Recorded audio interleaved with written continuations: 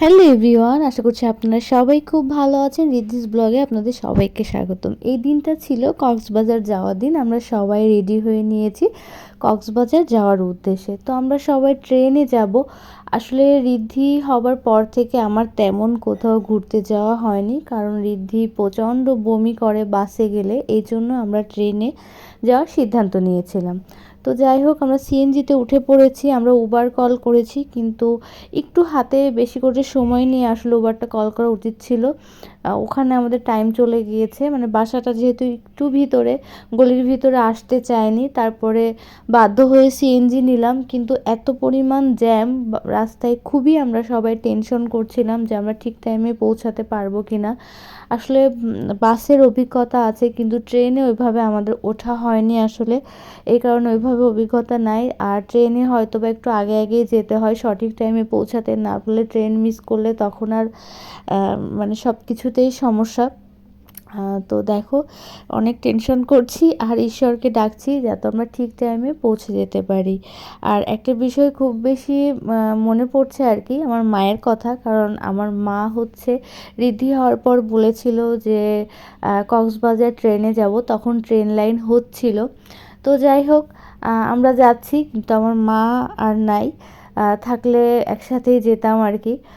তো এই যে আমরা সঠিক টাইমেই পৌঁছে গিয়েছি আর কি। মাঝখানে অনেক বেশি টেনশন করেছি। তো এই যে এখানে একটু বসলাম, কারণ আমাদের ট্রেনটা ছাড়তে একটু লেট আছে, উঠবো আর কি। এখানে ঋদ্ধি হচ্ছে একটু জুস খাচ্ছে, এই আর কি। তো এই ফার্স্ট টাইম আমি কমলাপুর রেল স্টেশনে আসলাম, আগে কখনো আসা হয়নি। আমরা ট্রেনে উঠে পড়েছি।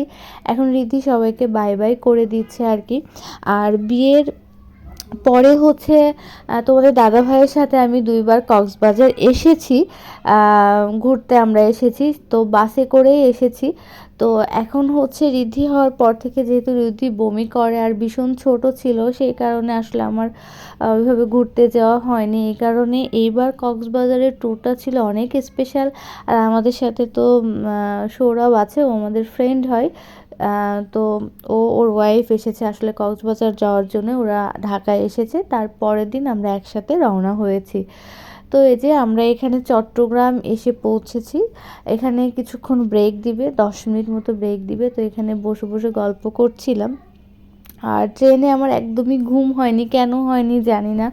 সবাই মোটামুটি একটু একটু করে ঘুমিয়েছে, কিন্তু আমার ঘুম হয়নি। তো এই যে ঋদ্ধি কিন্তু উঠে পড়েছে আর কি। এখানে মনে হয় সম্ভবত একটু চেকিং হচ্ছে। আর বাসা থেকে হচ্ছে আমি একটু খাবার করে এনেছিলাম, খাবার বলতে তেমন কিছু না, একটু নুডলস করে এনেছিলাম সবার জন্য। ট্রেনে ক্যান্টিন আছে, কিন্তু কেমন কি পাওয়া যাবে, যেহেতু আমার সাথে বেবি আছে, ওর একটু খাবারের দরকার হতে পারে। বাইরের খাবার ওইভাবে না দেওয়াই ভালো। আর এখানে হচ্ছে চিকেন পকোড়া আর হচ্ছে ডালের বড়া, দুইটাই নিয়ে এসেছিলাম, দুইটা বক্সে করে। তো আমাদের বেশ রাতের খাবারটা ওটাতেই হয়ে গিয়েছিল। এখানে সবাই ঋদ্ধি ঘুমোচ্ছে, তোমাদের দাদা ভাইও ঋদ্ধিকে কোলে নিয়ে ঘুমোচ্ছে। আমি একটু ভিডিও করছি, এখানে ওরাও ঘুমোচ্ছে। আর আমার একটু ঘুম আসছে না, কেন জানি না। ট্রেনে এমনিতে সুন্দর, কিন্তু অনেক বেশি শব্দ হয়, এটা আর কি। তাছাড়া খুবই সুন্দর ট্রেন জার্নিটা। আর এখানে হচ্ছে আমরা কিন্তু একদম কক্সবাজারে ঢুকে পড়েছি।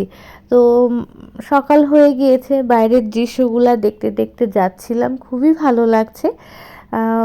অনেক দিন পরে আসলাম না, অনেক বছর পরে আসলাম, এটাই আর কি। আর ট্রেন লাইনে যেহেতু যায়নি, তো জায়গাটা একটু চেঞ্জ হয়েছে। তো আমরা একদম পৌঁছে গিয়েছি কক্সবাজার রেল স্টেশনে। এখন আমরা হচ্ছে আমাদের হোটেলে যাব আর কি, যেখানে কিন্তু সকালবেলা পৌঁছে গিয়েছি। হোটেলের চেকিং 12টার দিকে। তো এতটা সময় আসলে আমাদেরকে একটু ওয়েট করতে হবে, নাস্তা করব, ওয়েট করতে হবে, তারপরে হচ্ছে হোটেল রুমে যেতে হবে। হোটেল যেহেতু বুকিং দেওয়া আছে। আর আমার কাছে কিন্তু কক্সবাজার রেল স্টেশনটা ভীষণ ভালো লেগেছে, যেহেতু নতুন এসেছি, ভীষণ সুন্দর করেছে আর কি। তো এখান থেকে আমরা কিছু ছবি তুলেছিলাম, আবার কবে আসবো এই আর কি। আর ঋদ্ধি কিন্তু একটুও বমি করেনি।